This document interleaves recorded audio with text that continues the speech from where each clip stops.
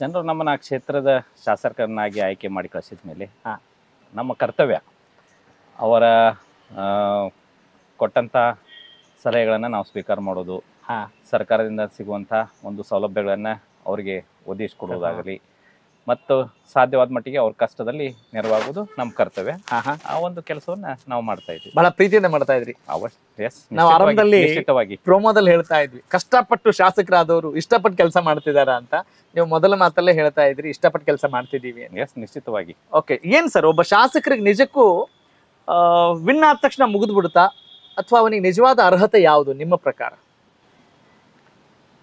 ಇಲ್ಲ, ಶಾಸಕರಾದ ಮೇಲೆ ದಿನನಿತ್ಯ ನಮ್ಮ ಕೆಲಸವನ್ನು ನಾವು ಮಾಡಲೇಬೇಕಾಗುತ್ತೆ. ಯಾಕಂತಂದ್ರೆ ಇವತ್ತು ಅನೇಕ ರೀತಿಯಂತ ತೊಂದರೆಗಳನ್ನ ಇವತ್ತು ಜನರು ಫೇಸ್ ಮಾಡ್ತಾ ಇರ್ತಾರೆ.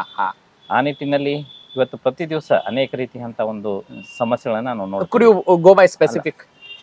ಇಲ್ಲ, ನಮ್ಮ ಶಾಸಕರಂದ್ರೆ ನಮ್ಮ ಮುಖ್ಯ ಕರ್ತವ್ಯ ಅಂತಂದ್ರೆ ಜನರಿಗೆ ರಸ್ತೆಯನ್ನ ಒಳ್ಳೆ ರೀತಿಯಂತ ರಸ್ತೆಯನ್ನ ಒದಗಿಸಿಕೊಡುವುದು, ಗುಣಮಟ್ಟವಾದಂತ ಒಂದು ಶಿಕ್ಷಣವನ್ನ ಕೊಡುವುದು, ಆನಂತರ ಆರೋಗ್ಯ ಕ್ಷೇತ್ರದಲ್ಲಿ ಒಳ್ಳೆ ರೀತಿಯಂತ ಆರೋಗ್ಯವನ್ನ ಸರ್ಕಾರ ವತಿಯಿಂದ ಒದಗಿಸಿಕೊಡುವಂತ ಒಂದು ಕೆಲಸ.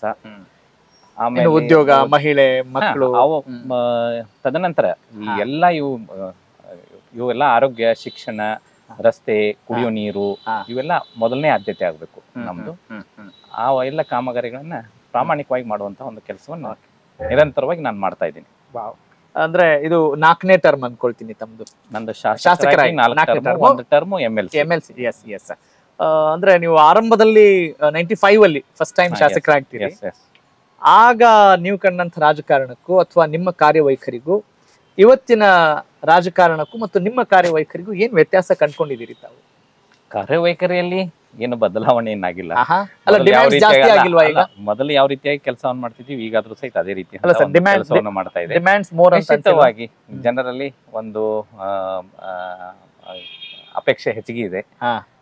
ಆದ್ರೆ ಮೊದಲು ಯಾವ ರೀತಿಯಾಗಿ ಕೆಲಸವನ್ನ ಮಾಡ್ತಾ ಇದ್ದೀವಲ್ಲ, ನಿಜವಾಗಿ ಅಷ್ಟಕ್ಕಿಂತ ಒಂದು ಹೆಚ್ಚಿನ ಸಮಯಾವಕಾಶನ ಹೆಚ್ಚಿಗೆ ಓಡಾಟ ಮಾಡುವಂತ ಒಂದು ಕೆಲಸವನ್ನು ಇವತ್ತು ಆಗ್ಬೇಕಂತಂದ್ರೆ ಪ್ರಯತ್ನವನ್ನು ಮಾಡಬೇಕಾಗುತ್ತೆ ಸರ್ಕಾರ ಮಟ್ಟದಲ್ಲಿ. ಕನೆಕ್ಟ್ ಕರ್ನಾಟಕ, ಇದು ನಿಮ್ಮ ನೆಟ್ವರ್ಕ್.